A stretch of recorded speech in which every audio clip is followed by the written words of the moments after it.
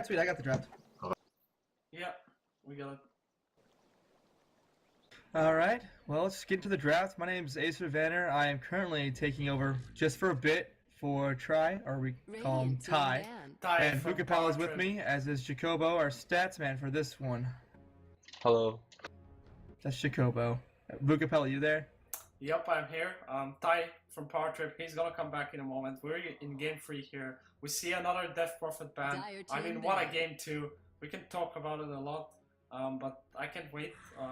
I'm betting on QPR, to be honest, just because of the mechanical advantage you mentioned last game, but we'll see. Yeah. What do you think? Well, what's going to happen here is they took out the Abaddon, and they're tired of them being able to save each other from a lot of situations. They go with the Mirana this time. They take it away from Slammy, who has played Mirana both games twice already. It's the same bans from 2 bad, Invoker and Death Prophet. I again think they're situational bans, but maybe they just assume that QPR wants to, pick those up every time. Maybe the player is really good on those, which is understandable to do that. But they leave open heroes such as Bristleback. Crystal Maiden. And that's a very strong combo to go against right there. Bristleback, Crystal Maiden. Bristleback has sometimes he has mana problems, not this game. So we'll see is a very strong lane already coming out. We see the response is going to be Lion. It's a good call, just because Hex will take off that Bristleback. It doesn't really apply. Cool Spray doesn't apply whenever he's hexed up, so he doesn't really get any damage reduction through that. However, if he doesn't get that Hex off on Bristleback in these fights, he's just gonna blow them up. I mean, the Potom pick I think is trying to throw them out of their comfort zone. They've been at the Viper. They've been running every single game. Which is interesting. To see them ban out the Viper means they're thinking about running a hero such as I can see maybe OD being picked up, but OD against situational. Viper does very well against any really int middles. They might be considering going up as TA. TA would be a good pick against the Bristleback just because of the negative armor. But what do you think so far? Well, Chico, you watched both games. You weren't casting, but what's your opinion? Who has the advantage? Who has the better draft here? I'm not sure about the draft because I'm not sure how seriously QPR drafted, or if they were actually, like Acer Veneer said, how they didn't draft similar to how they did in Game 1. I think they just picked heroes they wanted to play. So we'll see about that. In terms of, I would actually favor QPR because Spazzy's a good friend of mine. I know he's a good player, and he's coming back. He's rested, unlike these players who went through like a 70-minute grueling game. So I think QPR has the advantage because of that. Yeah, they did switch out the, what's his name, Aquila or Aqualize? I forget his name, I'm sorry. The guy started with A, he was their support player, the Witch Doctor last game. They switched him out with Spazzy. I think he did fairly well. His ults were good. I mean, his casks weren't the best, but his ults did some work during some fights. I think the fault lies more and less the hero itself. I don't think Witch Doctor is very strong overall. Especially like lineups that could incorporate an Abaddon or Potom. Either way, it's just not a very good hero for that type of fight. We see Rubik ban from QPR. They don't want to pick him for themselves, which is strange. And they've banned out 2 of the heroes they run often. Banning out a Viper and a Rubik makes me believe they want to go Doom, which is exactly what you want to do against a Bristleback. Viper can take out a Doom pretty easily, as can a Rubik. And there's the OD pick. He has no... I mean, you ban out Viper, you leave room for an OD. They want to get their hands on Jakiro. Too bad to run a Jakiro first game, but that didn't work so well. No, actually, QPR was with the Ember Spirit safe lane, so they're picking it up again. What do you think about this early OD pick, Jacobo? Usually, it's been seen as a more situational pick. Do you have any thoughts on that? I'm really not sure. I think I'm not sure about it in general because Too Bad as a team hasn't really run OD very much recently. A hero that they have been running a lot recently in their last, I think, 2 or 3 weeks of regular season game is Disruptor. Do you think a Disruptor pick would work out in this lineup so far? Because it's definitely a hero that they like to play. Earthshaker here. Oh, well, there's the Earthshaker. Well, I would say maybe, but not anymore. Unless they offlane that Bristleback, which is still possible. There's no room for Disruptor on that team anymore. I like the Earthshaker pick. It's really gonna hurt that team like Lion and Jakiro, who are not the fastest characters. Mirana can always leap out, but if she does that, what's going to happen is her team's going to be split in half by this fissure. You have OD to drop people to set up an Earthshaker stun. You have Crystal Maiden supplying a lot of mana for that. And I think it's a good pick overall. I can see a Doom still being picked up against this team. Doom would do well against OD and very well against Bristleback. Reserve. What do you think, Luke? What don't you think they can punch the Doom pick though? If you're all safe lane Doom with CM and an Earthshaker, I think you'd get crushed by a Mirana, Lion, and Jakiro, for example. Laning Sage is a little greedy. I understand that. However, if you can pick up, I mean, you have Lion and Jakiro to kind of back up that Doom, and Doom's still going to get farm versus the Bristleback. He still will get it because of Devour. It's a risky pick. I'm not going to say it's the best pick, but I do think it's very strong against OD and Bristleback at this stage in the draft. We'll see how it happens. And do you think that Mirana Chikobu is safe lane carry or a mid Mirana? Okay, well they just picked up their safe lane carry, so we see a lifestealer coming out. So the hero they're missing is either their mid or off lane. Probably their mid, depending on where Mirana goes. So who's left in the pool for them? Okay, there's an OD, so they definitely want a hero that will do at least decently against the OD. Yeah, there's always Bear, but I haven't seen many lone druid players in this in RD2L. It's always an option. And just to be safe, I would ban out Razor if I was too bad. Wouldn't even risk. I mean, if you can see a lone druid player that's stronger against OD than Razor, however, I highly doubt that there is a good lone druid. I mean, I haven't seen. I don't know if any of these players can play it. If they can play it, pick the lone druid and lifestealer, as Alliance showed. Back in TI2 and pre-TI2 is very, very strong. And TI3 as well. Like right after the TI2 era, Alliance was going through with Admiral Bulldog and Loda and Lifestealer. They were just wrecking teams with that lineup. I can still see it. It's still going to be strong, but I'm not quite sure what they're going to do. Dire team. So right here, Razor wasn't banned out, like you said. And another hero that we were talking about, I think it was either pre-game or you guys were talking about the game before, is sending a sniper mid against the OD. And they did run sniper last game, so I'd say it's a possibility, not really likely, but a possibility. All right, guys, I'm back. Radiant team pick. Hey Ty, how you doing? Oh, not bad. Take over. Oh yeah, sure. But how about you guys catch me up?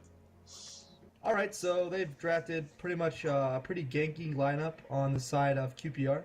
On the same side, you see Too Bad picking a very hard team to gank with Bristleback and OD. Very strong these counter initiations and hard to go on. Although to beat OD, you do have to gank him. We're kind of confused as to what QPR will run mid against. We said maybe sniper, and we're saying Too Bad has a very strong team so far, and they just need a solid offlaner. I am hugely in favor of Razor for this. I personally play a lot of Razor, especially against OD, and Razor is a natural BKB carrier, and BKB wrecks this team. Other than Bristleback. In fact, anything that holds BKB is going to be good against OD, Earthshaker, Crystal Maiden. So that's just how I feel. I'm surprised. I don't know. Maybe it's the US Dota RD2L teams, but I don't see Luna played that much. And oh, you mean yeah? Luna, yeah. And, they're looking for a carry Too Bad. They might pick her up. I think she's an alright pick. Against a lifestealer, it's okay, but she needs a fast BKB because Lion is hard if he gets a Blink Dagger. But anyway, my point is, I don't see her. And they go with Drow Ranger. Dire team pick. So actually, Luna gets played a lot. In I think the game I casted previously, Luna was either first ban or first pick, and I know we play Luna a lot. So. Maybe it's just the teams. It's just these teams that you stumble on, And last pick is Pugna, and QPR saying we are tired of long games. Let's finish this early. Go with heroes that do well in the early game. Get some push down. You got P Diddy on the Pugna. They're gonna get Lifestealer, who's a great early game carry. Mirana with early game burst. Lion with early game burst. And Too Bad is I don't know when their lineup peaks, to be honest. It just looks like a lineup I mean, they're pulling that OD bristleback combination where you just can just spam quills for days. It seems. Anyway, let's go over the teams. Acer, as always, could you introduce the Radiant? Yeah, we have this time switching it up. We have our off-lane player Slammy taking up the OD and heading down to the safe lane. I'm not sure if he's going to safe lane farm or it looks like he is going to be the safe lane farmer in this game.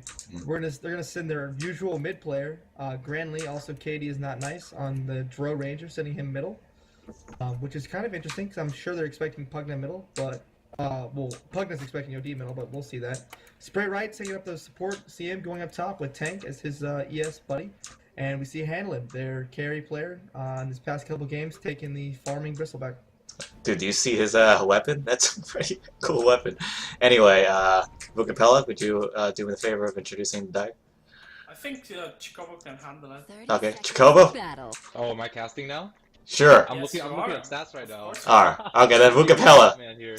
Vukapella, I'm step gonna it up. take over then. PDD is on the mid lane Pugna.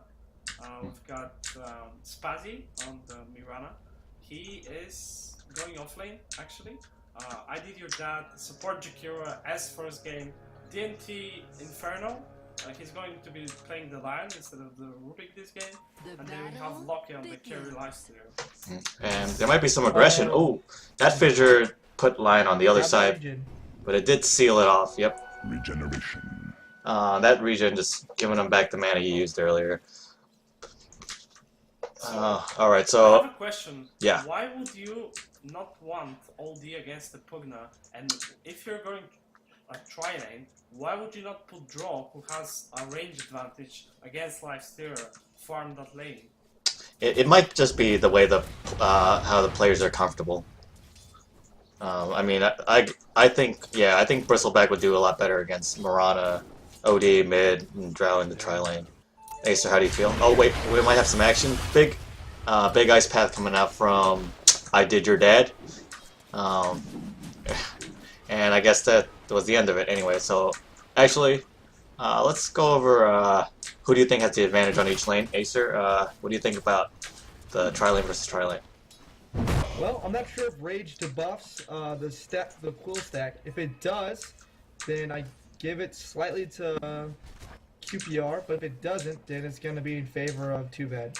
I don't think it does, since it is physical damage. Vukapella, do you agree?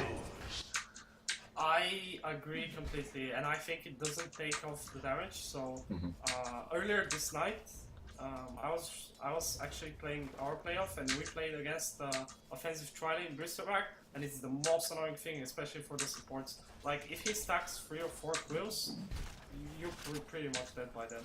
And with a Crystal Maiden, that's really possible. And so far, right now, this is Handelin's using up his mana before anybody can get a magic stick on that lane. And just from that Rage right there, we saw that it does not dispel the quill stack. Yeah. And from the nice stat that we got there from Jacobo, it shows that this lane with the Bristleback has a 65% chance of winning. Well, no, they've won 65% of the games with the Bristleback CM combo. I'm guessing. What about mid lane? Yeah, mid lane Drow's getting taking a lot of damage. He has a potion. He's probably going to put pot back up. We have a pause. It's a good time to talk about. How do you think the mid matchup is going, or how do you think it should go? Well, Pugner is going to win. He's going to push down the tower, and Dro's going to get wrecked because he has not got a single point to his silence. When he gets sent to ethereal form, he needs to, like, when he gets decrepified, he needs to throw out that silence so he doesn't get nether blasted. But he hasn't got a single point in it. He's just going to get blown up. Yeah, Actually, maxing up his aura. Yeah, I which don't know, to help the tri-lane or something, but there's only a Crystal Maiden there, so I don't know. yeah, I think that's a mistake as well, because that increase from 18% to 24% of Drow's agility. Look at top. Look at top. Do you think they'll let line go, or do you think they'll go on him? I don't think they're gonna go on him, but they're gonna go on ES here, and the Lifestealer is he's gonna regret that. Oh man, too bad with a good start again. Let's see if they can keep it up. OD is winning bottom lane. Slammy playing the safe lane. OD just out farming bottom. I mean, that's something to be expected, I think. How do you feel? I think OD is. They're going back on him again. Oh. That's nothing. But yeah, it is expected. OD will win that lane. I think what it turns out.